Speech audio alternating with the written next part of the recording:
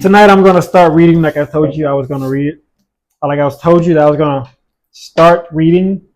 Yesterday I posted a video on Instagram. Said I'm going to start reading the Course in Miracles like I've been wanting to read it. Like I told myself that I was going to read it. Tonight I'm going to start reading it from the front of the cover. And I'll end whenever I end. But I'm not going to read the whole book in one sitting. That's, of course, not the whole book in one sitting. I'm just going to choose to read certain parts of the book. Not certain parts. You can choose to read certain amount of pages, for example. And tonight it's only going to be the preface. And tomorrow I'll get into first chapter, maybe the first few pages of the first chapter. This is the preface. This preface was written in 1977 in response to many requests for a brief introduction to A Course in Miracles. The first two parts, how it came, what it is, Helen Schuckman wrote herself. The final part, what it says, was written by the process of inner dictation described in the preface. This is how it came. A Course in Miracles began with the sudden decision of two people to join in a common goal. Their names were Ellen Schuckman and William Thetford, professors of medical psychology at Columbia University College of Physicians and Surgeons in New York City. It does not matter who they were, except that the story that shows that with God, all things are possible.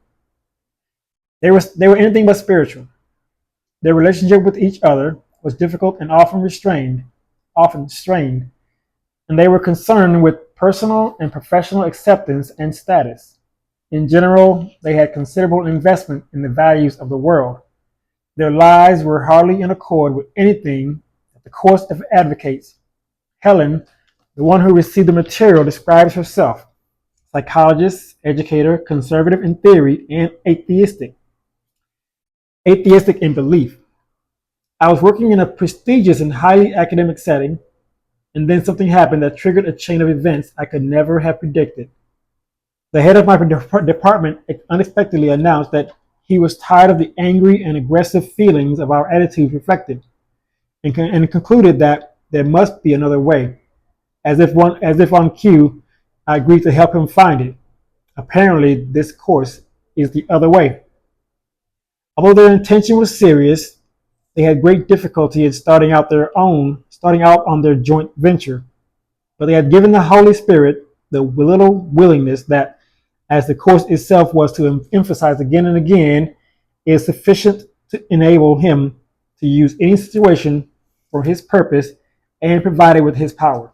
To continue Helen's first-person account, 3 startling months preceded the actual writing, during which time Bill suggested that I write down the highly symbolic dreams and descriptions of the strange images that were coming to me.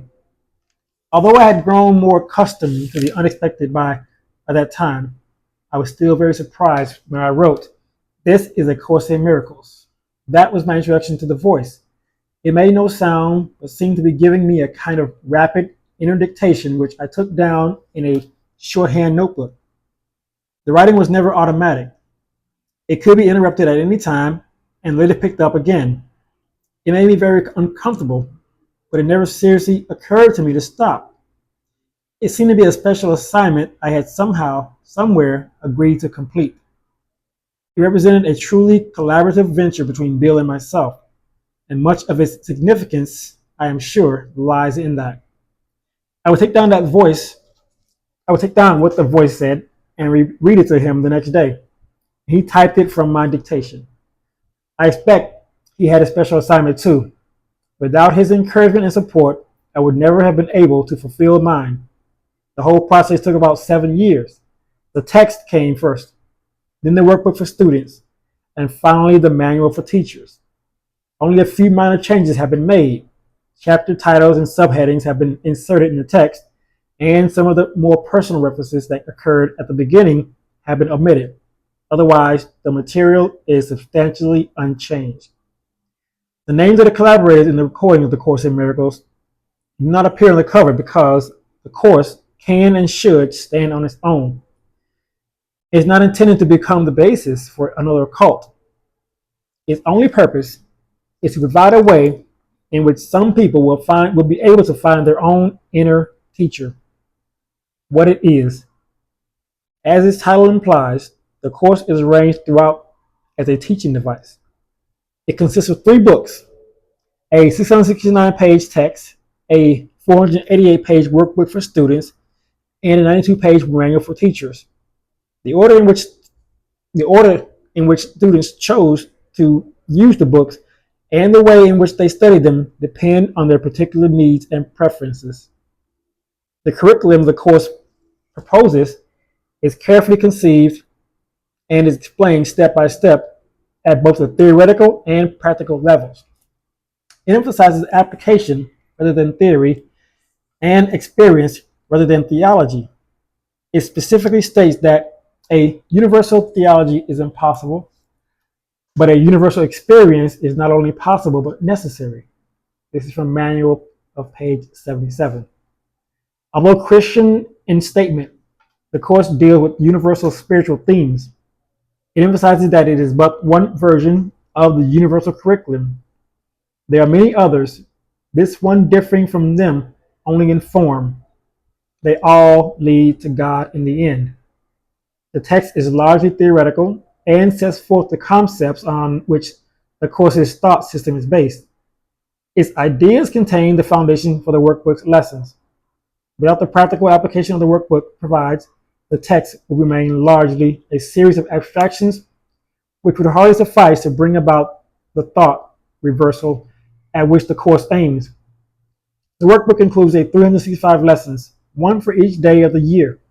It is not necessary, however, to do the lesson at that tempo, and one might want to remain with a particularly appealing lesson for more than one day. The instructions urge only that not more than one lesson a day should be attempted. The practical nature of the workbook is underscored by the introduction to its lessons, which emphasizes experience through application rather than a prior commitment to a spiritual goal. Some of the ideas the workbook presents you will find hard to believe. Others may seem to be quite startling. This does not matter. You are merely asked to apply the ideas as you are directed to do so. You are not asked to judge them all. You are asked only to use them. It is their use that will give them meaning to you and will show you that they are true. Remember only this: you need not believe the ideas, you need not accept them, and you need not even welcome them. Some of them you may actively resist. None of this will matter or decrease their efficacy. But do not allow yourself to make exceptions in applying the ideas the workbook contains. And whatever your reaction to the ideas may be, use them. Nothing more than that is required. Finally, the Manual for Teachers, which is written in question and answer form, provides answers to some of the more likely questions a student might ask. It also includes a clarification of a number of terms the course uses, explaining them within the theoretical framework of the text. The course makes no claim to finality, nor are the workbook lessons intended to bring the student's learning to completion. At the end, the reader is left at the hands of his or her own internal teacher, who will direct all subsequent learning as he sees fit. While the course is comprehensive in scope, truth cannot be limited to any finite form, as it clearly recognized in the statement at the end of the workbook. This course is a beginning, not an end. No more specific lessons are assigned, but there are no more need of them. Henceforth, hear but the voice for God. He will direct your efforts, telling you exactly what to do, how to direct your mind, and when to come to Him in silence, asking for His direction, His sure direction, and His certain word. What it says: nothing real can be threatened, nothing unreal exists. Herein lies the peace of God. This is how A Course in Miracles begins. It makes a fundamental distinction between the real and the unreal, between knowledge and perception. Knowledge is truth under one law, the law of love or God. Truth is unalterable, eternal, and unambiguous. It can be unrecognized, but it cannot be changed. It applies to everything that God created, and only what He created is real. It is beyond learning because it is beyond time and process. It has no opposite, no beginning, and no end. It merely is. The world of perception, on the other hand, is the world of chime and change, of beginnings and endings. It is based on interpretation, not on facts. It is the world of birth and death, founded on the belief in scarcity, loss, separation, and death. It is learned rather than given, selected in its perceptual emphasis, unstable in its functioning, and inaccurate in its interpretations. From knowledge and perception, respectively, two distinct thought systems arise, which are opposite in every respect. In the realm of knowledge, no thought exists apart from God, because God and His creations share one will. The world of perception, however, is made by the belief in opposites and separate wills, in perpetual conflict with each other and with God. What perception sees and hears appears to be real because it permits into awareness only what conforms to the wishes of the perceiver. This leads to a world of illusions, a world which needs constant defense precisely because it is not real. When you have been caught in the world of perception, you are caught in a dream. You cannot escape without help, because everything your senses show merely witnesses to the reality of the dream. God has provided the answer, the only way out, the true helper. It is the function of His voice, His Holy Spirit, to mediate between the two worlds. He can do this because while on one hand He knows the truth, on the other He also recognizes our illusions, but without believing in them. It is the Holy Spirit's goal to help us escape from the dream world by teaching us how to reverse our thinking and unlearn our mistakes. Forgiveness is the Holy Spirit's great learning aid in bringing this thought reversal about. However, the Course has its own definition of what forgiveness really is, just as it defines the world in its own way. The world we see merely reflects our own internal frame of reference, the dominant ideas, wishes, and emotions in our minds. Projection makes perception. We look inside first, decide the kind of world we want to see, and then project that world outside, making it the truth as we see it. We make it true by our interpretations of what it is we are seeing. If we're using perception to justify our own mistakes, our anger, our impulses to attack, our lack of love in whatever form it may take, we will see a world of evil, destruction, malice, envy, and despair. All this we must learn to forgive, not because we are being good and charitable, but because what we are seeing is not true. We have distorted the world by our twisted defense and are therefore seeing what is not there. As we learn to recognize our perceptual errors, we also learn to look past them or forgive. At the same time, we're forgiving ourselves, looking past our distorted self-concepts of the self that God created in us and as us. Sin is defined as lack of love. Since love is all there is, sin in the sight of the Holy Spirit is a mistake to be corrected rather than the evil to be punished. Our sense of inadequacy, weakness, and incompletion comes from the strong investment in the scarcity principle that governs the whole world of illusions.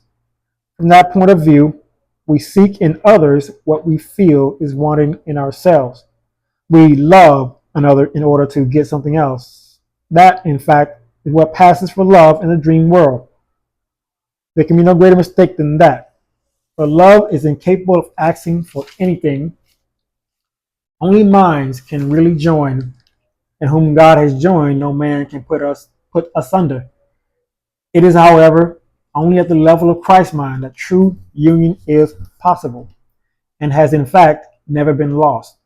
The little I seeks to enhance itself by external approval, external possessions, and external love. The self that God created needs nothing. It is forever complete, self-loved, and loving. It seeks to share rather than to get, to extend rather than project.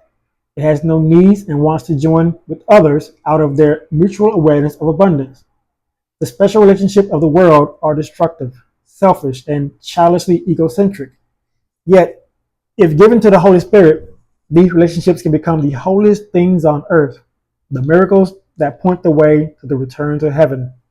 The world uses its special relationships as a final weapon of exclusion and a demonstration of separateness. The Holy Spirit transforms them into perfect lessons in forgiveness and an awakening from the dream. Each one is an opportunity to let perceptions be healed and errors corrected. Each one is another chance to forgive oneself by forgiving the other. And each one becomes still another invitation to the Holy Spirit and to the remembrance of God. Perception is a function of the body and therefore represents a limit on awareness. Perception sees through the body's eyes and hears through the body's ears. It evokes the limited responses which the body makes. The body appears to be largely self-motivated and independent, yet it actually responds only to the intentions of the mind. If the mind wants to use it for attack in any form, it becomes a prey to sickness, age, and decay. If the mind accepts the Holy Spirit's purpose for it instead, it becomes a useful way of communicating with others, invulnerable as long as it is needed, and to be gently laid by when its use is over. Of itself, it is neutral, as is everything in the world of perception. Whether it is used for the goals of the ego or the Holy Spirit depends entirely on what the mind wants. The opposite of seeing through the body's eyes is the vision of Christ, which reflects strength rather than weakness, unity rather than separation, and love rather than fear. The opposite of hearing through the body's ears is communication through the voice of God, the Holy Spirit, which abides in each of us. His voice seems distant and difficult to hear because the ego, which speaks for the little separated itself, seems to be much louder. This is actually reversed. The Holy Spirit speaks with unmistakable clarity and overwhelming appeal. No one who does not choose to identify with the body could possibly be deaf to his message of release and hope, nor could fail to accept joyously the vision of Christ in glad exchange for his miserable picture of himself. Christ's vision is the Holy Spirit's gift, God's alternative to the illusion of separation and to the belief in the reality of sin, guilt, and death. It is the one correction for all errors of perception, the reconciliation of the seeming opposites on which the world is based. Its kindly light shows all things from another point of view, reflecting the thought system that arises from knowledge, making return to God not only possible, but inevitable. What was regarded as injustices done to one by someone else now becomes a call for help and for union. Sin, sickness, and attack are seen as misperceptions, calling for remedy through gentleness and love. Defenses are laid down because where there is no attack, there is no need for them. Our brothers' needs becomes our own because they are taking the journey with us. As we go to God, without us, they would lose their way. Without them, we can never find our own. Forgiveness is unknown in heaven, where the need for it will be inconceivable. However, in this world, forgiveness is a necessary correction for all the mistakes that we made. To offer forgiveness is the only way for us to have it, for it reflects the law of heaven that giving and receiving are the same. Heaven is the natural state of all the sons of God as He created them. Such is their reality forever. It is not changed because it has been forgotten. Forgiveness is the means by which we will remember. Through forgiveness, the thinking of the world is reversed. The forgiven world becomes the gate of heaven, because by its mercy we can at last forgive ourselves. Holding no one prisoner to guilt, we become free. Acknowledging Christ in all of our brothers, we recognize His presence in ourselves, forgetting all our misperceptions, and with nothing from the past to hold us back, we can remember God. Beyond this, learning cannot go. When we are ready, God Himself takes the final step in our return to Him. Thank you for listening. I'll see you tomorrow for the next part.